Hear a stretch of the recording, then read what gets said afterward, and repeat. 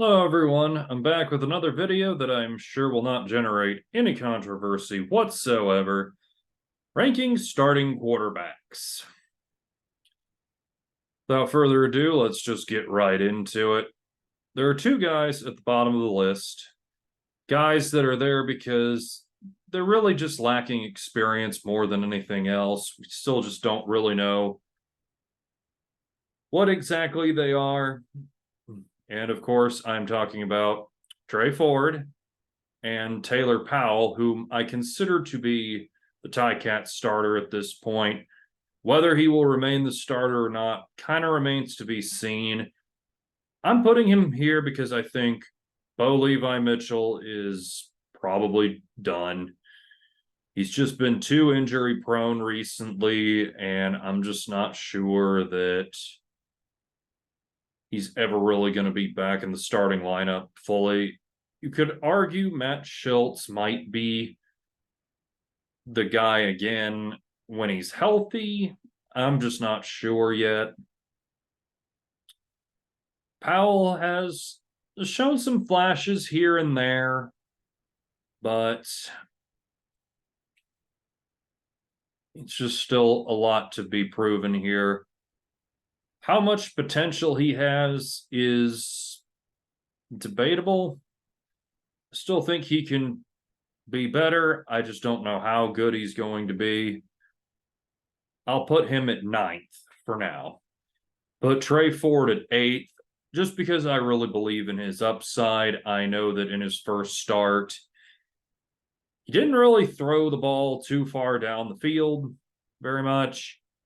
Kind of just took a lot of those short routes. He did make smart plays, and he kind of knew when to run. Showed some good pocket presence, avoiding the blitz, particularly on the blind side. So at the moment, I'll put him at number 8, just because I think he can grow a lot. Number 7, I'm going with Jake Mayer. Now, he does have over 2,000 yards through the first 10 weeks, one of 3 quarterbacks in the league to do so. But he has only 8 touchdowns to 11 interceptions. His completion percentage is 63, among the lower marks in the league. There are some times you watch him and he looks really good, and sometimes you watch him and he really looks like he's struggling, which is what you'd expect from a first-year starter. They're going to have some ups and some downs. I really wouldn't panic if I were a Stamps fan. I think just got to give the kid time and see what he pans out to be. But for the moment, he is at number 7 for me. Number 6, got Dustin Crum. Crum has had some ups and downs so far in his time as Winnipeg's starter. Obviously, the comeback against Winnipeg was great. You could argue it was kicked off by the pick 6 from the defense, which is not unrealistic, but Crum still had to make the plays. He led a great comeback in Calgary. He's had some down games like against Hamilton, but you factor in his dual threat ability, running the ball. He's completing over 70% of his passes. He only has 5 touchdown passes to 4 interceptions, which is not great, but I do think his complete skill set kind of makes up for it.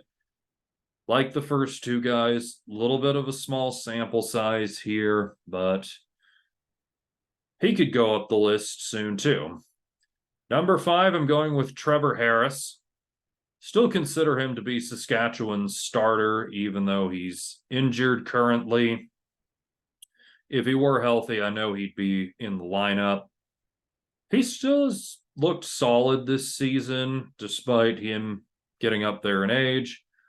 6 touchdowns to 4 interceptions this season. Overall, still solid. Number 4, Cody Fajardo. He embodies Real toughness. He's brought that to the Owls this year. Has over 1,800 passing yards, 6 touchdowns to 5 picks this year. Done it without Julian Grant on the outside, but Austin Mack has really blossomed this year with Fajardo there. A lot of people dump on this guy, but, he's kind of showing a revival this year after being much maligned in Saskatchewan last year. And that lands him at number 4 on my list. Number 3, going with Chad Kelly. This is a tough one. He is a first-year starter. He's also had some down games this year. But the first 5 or so games, he was really, really good. Got back on track against Ottawa last week. I think the guy is going to be a very good CFL quarterback. But once again, a smaller sample size kind of put him behind the first 2 guys for me. Number 2, Vernon Adams of BC. Adams has had some problems staying on the field over the years, but when he's on the field, he routinely shows just how good he is as a dual threat quarterback. And with a very good BC Lions receiving core, he's put up some really good numbers this year. I expect that to continue. And finally, number 1, shouldn't be any surprise, is Zach Collaros of Winnipeg. Guy has just about at the top in every passing category so far this year. Of course, that could change if he misses significant time with the injury he suffered in Edmonton, though I don't think he'll miss too many games, if any.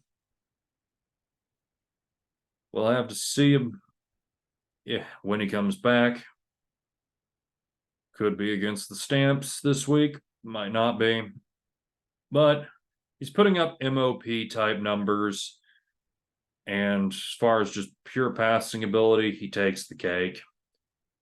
So that is my 9-1 of CFL starting quarterbacks. Let me know your thoughts down below. And don't forget to subscribe.